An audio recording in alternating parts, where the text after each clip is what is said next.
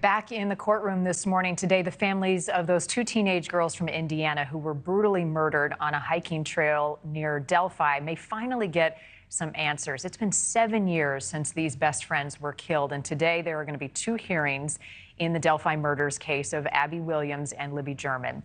The first hearing is in relation to the leak of crime scene photographs, and the second is on a defense motion to dismiss for destruction of evidence. The suspect in the case is Richard Allen. He is expected in court today. This will be his first courtroom appearance, so significant as well. Joining me now, Karen Conti, trial attorney and author of the new book, Killing Time with John Wayne Gacy. It's set to be published March 26th. Welcome and thank you, Karen. I know you've been following this case closely. It's been complicated. It's been hard to follow because there's been so much behind-the-scenes legal drama. Are we, after today, going to have a clearer timeline of when this trial is actually going to start? I sure hope so. We've had judges recuse themselves, and new judge came in. These two defense lawyers quit, and then they wanted to come back. The judge wouldn't let them. It went up to the Supreme Court in Indiana. So all of these sideshows are going on. And really now this issue of contempt, the leak of crime scene photos, has become the focus. And the judge is now going to decide whether these two lawyers should be held in contempt, which of course has nothing to do with bringing justice to the parents of these two young girls. And if held in contempt, how does that impact the timeline of this case? Well, the judge has a variety of tools. The judge can sanction them when it comes to monetary sanctions. So the judge could issue some sort of fine.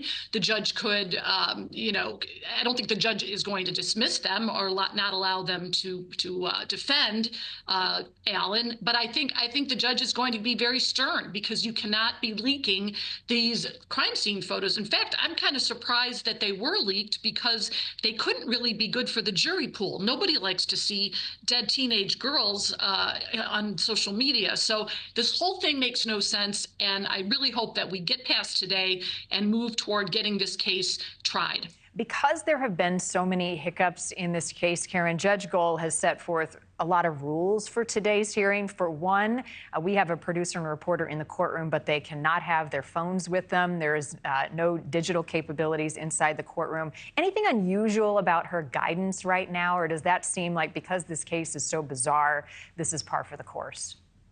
It's sort of par for the course. And, when you have the media that has such massive attention on this case, you've got to really control this. And the judge's job here is not to put on a show for the country to see, but the judge needs to make sure that the defendant gets a fair trial and that the prosecution gets to do what it needs to do without interference. And when you have these sideshows and media attention, you've got to really rein that in and keep it under control. So that is very normal in a case like this.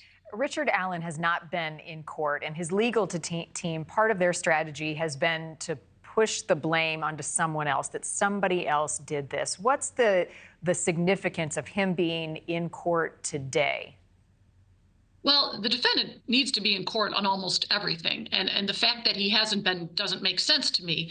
But clearly the defense's job is to deflect attention, because remember, reasonable doubt could mean one juror thinking maybe there was somebody else involved. And all the social media attention, all the sleuthing that's going on by amateurs, there are so many other theories out there that there's some cult and doing ritualistic killings, that it's somebody else. So all of those things will play into showing reasonable doubt when the case is tried. I have spoken several times with the chief of the investigation as late as when this arrest was happening a couple of years ago. And there had been criticism, and I talked to him about this, of the delay in making an arrest, given that we now know investigators interviewed Richard Allen within days of these girls being killed. There have been a lot of criticisms about missteps in the investigation. How might prosecutors handle that in a case like this, that it took 5+ years to make an arrest? Well, that's a good point, because as a defense lawyer, the first argument you make is the prosecution took 5 years. They must have had reasonable doubt.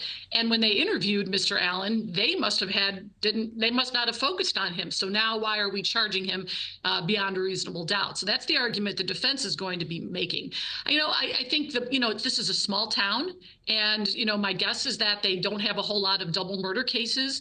And I think this probably was, there was some miscues there. But again, we're hoping that there's DNA evidence. We don't know any of these things yet.